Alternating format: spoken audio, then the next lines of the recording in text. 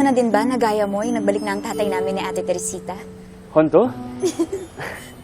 Mabuti naman kung ganun. Pihadong masayang-masaya kayo ngayon ni Teresita. Tama ba? Sinabi mo pa. At teka kung magiging masaya sina tatay, Kuya Eduardo at Ate Teresita kapag nakita ka nila. Napakasaya siguro kung mabuo tayong muli, ano? Pihado. Wala akong duda. Halika, samahan mo ako.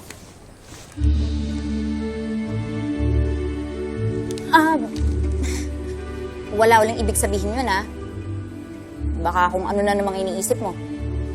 Wala naman akong iniisip, Adelina.